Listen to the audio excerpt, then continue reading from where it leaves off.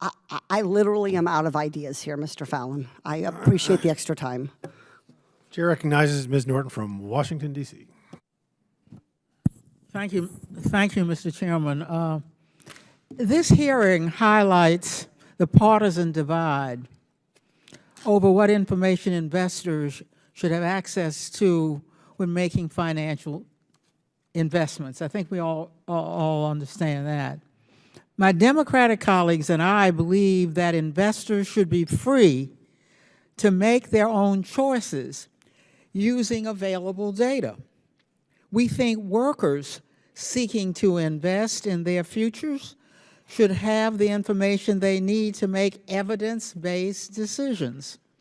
My Republican colleagues want to restrict investors to certain types of investments that show short-term profitability by withholding data on the long-term financial sustainability of a company. The issue at stake today is whether individuals and families will have the freedom to invest responsibly by considering all relevant factors in making investment decisions, including environmental, social, and governance principles.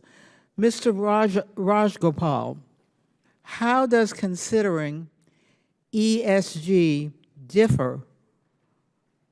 offer more choices to investors?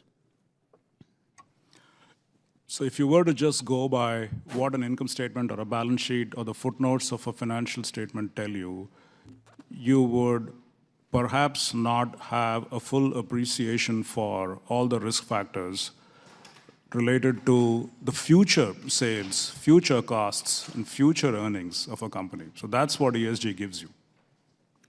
Well, Mr. Rajapal, would you agree that restricting the consideration of ESG data also restricts the ability of investors to make choices? I fully agree. During the last ESG hearing, Illinois Treasurer Michael Fredericks made a compelling case that short-term profit should not necessarily be the principal factor for making investment decisions. For example, Purdue Farmers' financial returns showed a very profitable company earning billions of dollars. Purdue, however, eventually went bankrupt because they made those profits by manufacturing an opioid epidemic, resulting in numerous lawsuits and contributing to hundreds of thousands of deaths across this nation. The inherent risk in a company that sells a product that kills a considerable percentage of its consumers through drug overdoses seems like a very relevant factor to consider for making investments. If Republicans had their way, investors would not be able to consider such risks. So, Mr. Rajapal, when Purdue Pharma filed for bankruptcy, how did that affect its investors? They lost all their money. They lost their principal. That's clear and simple. Mr. Rajapal, should asset managers have been able to choose whether to consider the inherent risk associated with investing in Purdue because of the opioid epidemic? Absolutely. I mean, any good analyst should have asked these questions. Yeah.